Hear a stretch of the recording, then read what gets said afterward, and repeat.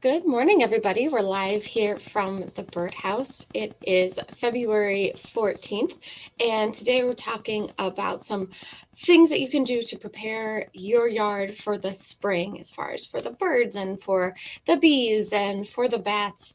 The birds are definitely starting to get a little bit more chatty over the last few days.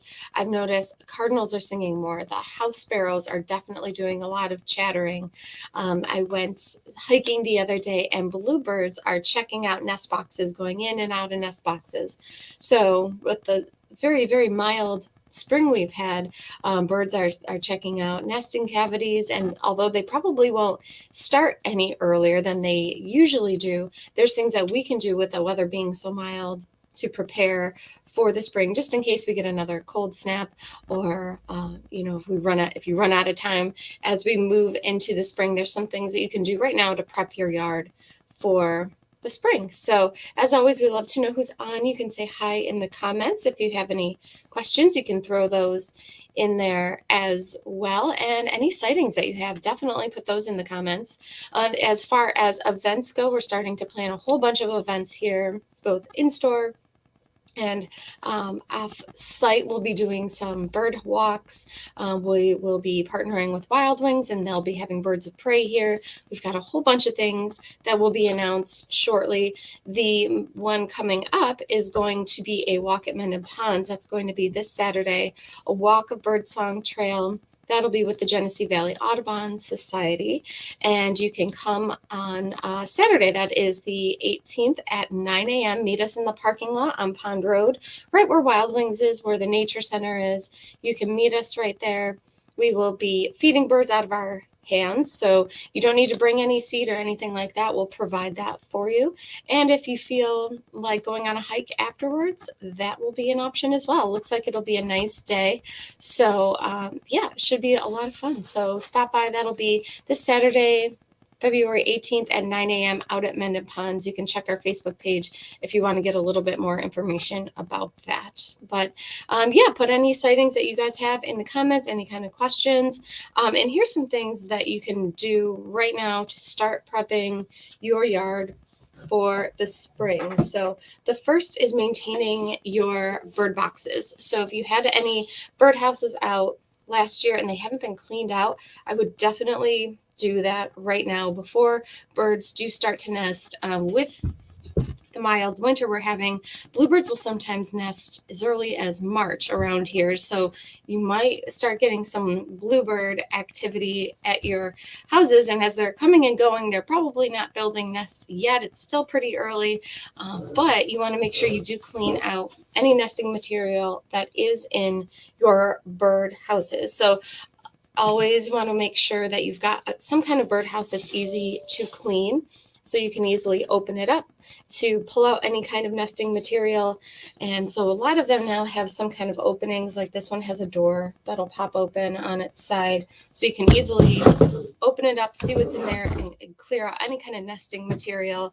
And you can do that throughout the year too. Once the young have fledged, so once they've left the house, you can clear out that nesting material. And if the birds are going to use the house again, they'll just build another nest. But right now, if you haven't done any kind of maintenance like that, if you didn't do it in the fall, now is a really good time.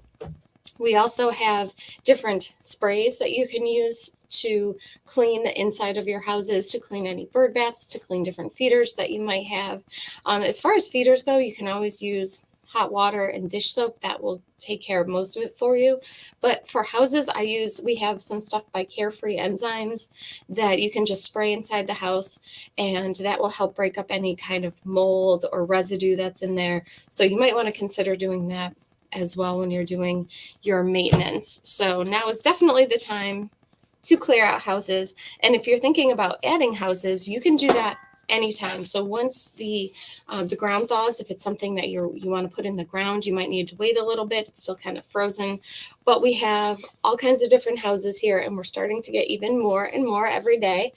We just got this one, actually. This is a brand new one from Bird's Choice. This is a bluebird house, and what makes it a bluebird house is going to be the size of the entrance hole there. It's 1.5 inches in diameter, so the bluebirds do need something that large in order to fit inside. So As far as planning for the spring goes, we do have houses, and we have even more coming in. If you've got sparrows, probably want to go with the sparrow resistant house. And actually, this is the one I've had the most luck with personally as far as getting bluebirds to nest. Even in spots where there aren't really any sparrows, they seem to prefer this model for some reason. It has a more shallow nesting cavity than most houses do, and it has a different kind of entrance here. It has a rectangular entrance, so it's just not the specs that sparrows prefer, and bluebirds will use this. So we do have a whole bunch of these in stock as well. So if you're planning your bluebird nesting sites, now might be the time to grab those up because they can go pretty quickly once the birds do start nesting. My favorite way to set them up is just on one of our birdhouse poles. Makes it super, super simple to mount them. They come in two pieces. It's almost like a shepherd's hook. So it's this, squarish kind of pole. And there's two holes in it. You might be able to see those. There's holes that go right through the pole. The idea is it comes with screws. The screws will go through the pole and into the back of the house. So then the house will be attached onto this pole. And then you just stick it into the ground. So we do have these in stock. Super easy to attach a house to and really, really easy to stick in the ground once it's thawed out. So that's what I use for my bluebird houses. If you've got something that has a clean out in the back and you can't attach a pole to the back of the house, we do have some that'll attach to the bottom of the house and then you can screw it into the ground. So we do have hardware for any kind of setup that you're looking for as far as setting up a birdhouse.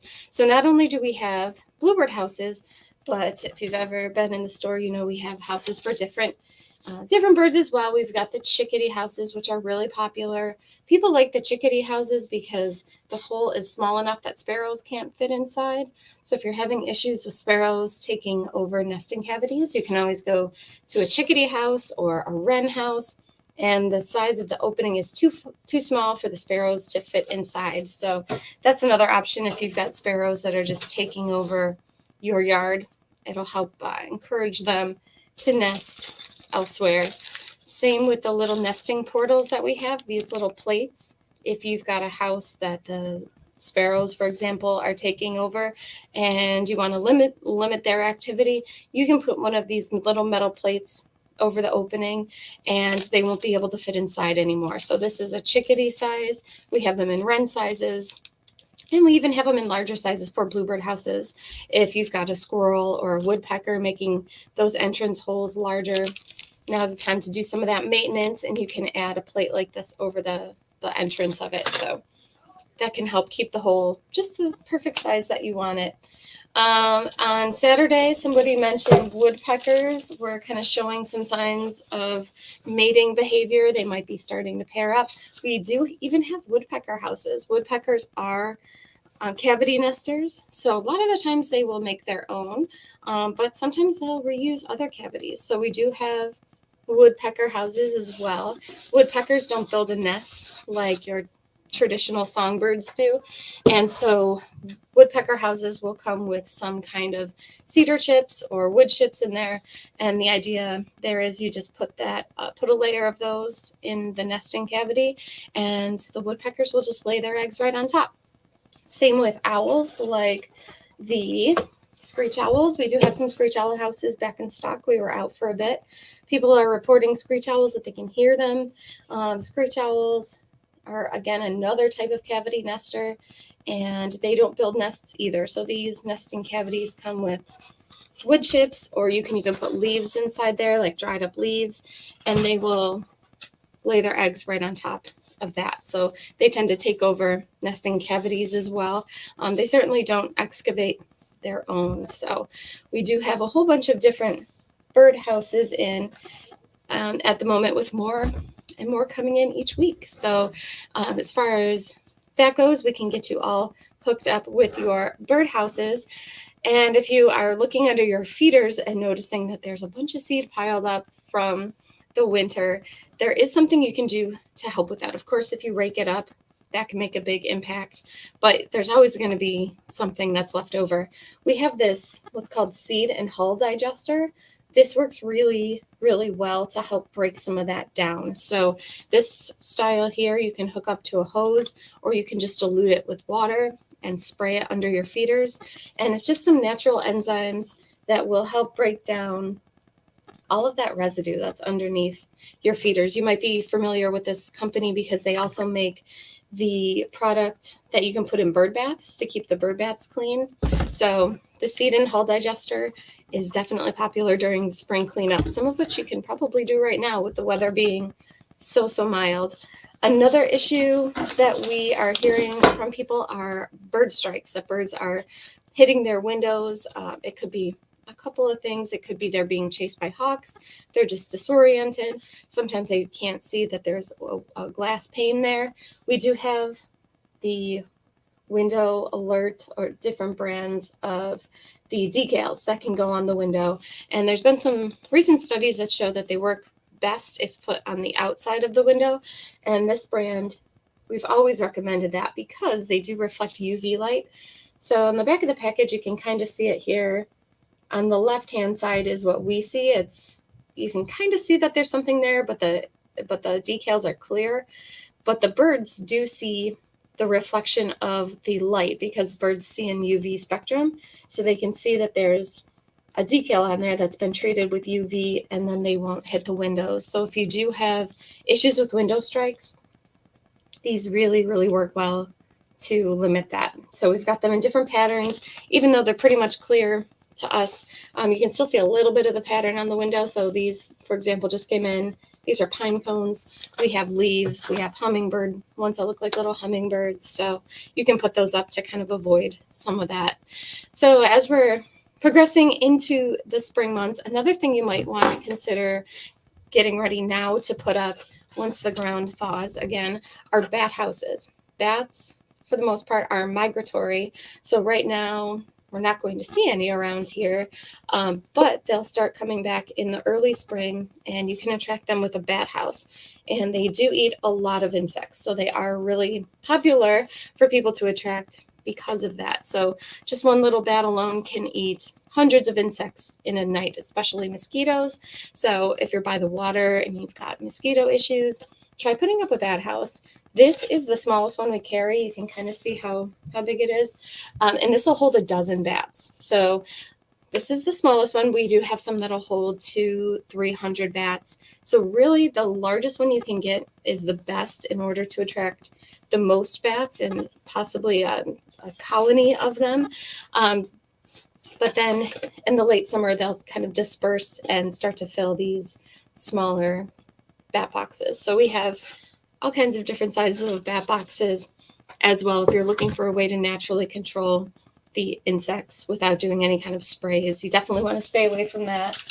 And another creature, if you will, that comes out in the early spring, it's spring when the mason bees start to hatch. That's usually, again, it's weather dependent, but that's going to be in April. It's usually around mid-April. This year it'll be interesting to see if that's the case. But we have mason bee houses as well. So they're an early spring pollinator that comes out of the houses. They pollinate the garden really, really well.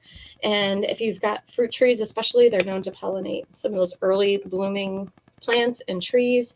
So attracting mason bees is the way to go. You can put this just out in the yard on the side of a fence. I've got mine on the side of a fence. You can just attach it to a pole. Anything like that gets some sunlight. They do like it kind of warm in there. And there's little tunnels. You can kind of see this one. Actually, you can take it apart to clean it or to harvest the pupa out of there if you choose to. But the females will go in there and they'll lay their eggs with a little packet of pollen, and that is where they will pupate and spend all fall and winter. And then in the spring they hatch out and they pollinate and do the process all over again. So you can tell that they're using these when they get capped off with mud. You'll see that they get capped off there, and that's how you know that they're in use. So that's an early spring insect that will be out usually mid-April. So we have those in stock with more coming in as well. So we've got that. And we do have also different seeds. some people are starting to report red-winged blackbirds coming to their feeders, which is super, super early. So it could just be some that were around all winter long. Some people are getting brown-headed cowbirds. If you're starting to get some birds like that, or even grackles or starlings, keep in mind they don't like this safflower seed. And safflower seed is a favorite of cardinals. Finches love it, but the blackbirds really don't like it. So that's another thing you can put in your yard if you're trying to encourage some birds but discourage others.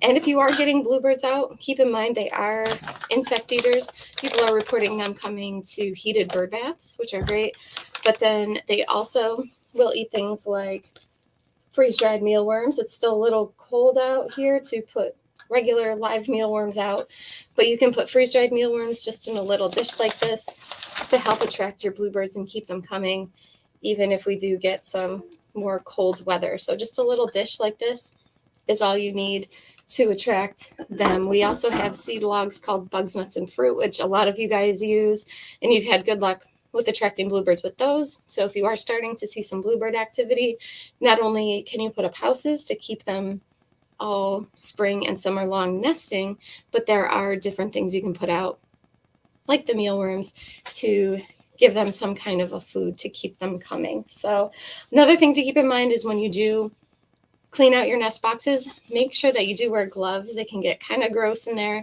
You can, even if you still have face masks around, it couldn't hurt to put a face mask on, because depending on what's in there, it can be a little bit, it can kind of disperse through the air. So you just want to make sure that you wear some kind of protection, especially gloves, when you are cleaning out your birdhouses. So just make sure that you are prepared when it comes time for that. So let's see if anybody has any questions. Clinton is on saying happy Valentine's Day. Yes, happy Valentine's Day to everybody. And thanks for all you do for our bird community. Oh, you are absolutely welcome. That looks like that is everybody's comments and questions for the day. So we won't have a live stream, like our typical live stream, I should say, on Saturday. We'll see if we can go live to kind of give you a show of what it is we're seeing when we're out on the trails. But definitely stop by to Mendon Ponds on Saturday. That's going to be at 9 o'clock on the pond, off the Pond Road exit there, right by Wild Wings and the Nature Center, and join us for Birdwalk. It's super family friendly. People always bring their kids, their loved ones. Feel free to pop in, and it should be a nice day. So we will be there on Saturday, and then we'll be back on Tuesday with another broadcast here from the Birdhouse. So until then, have a great week, and we'll talk to you soon.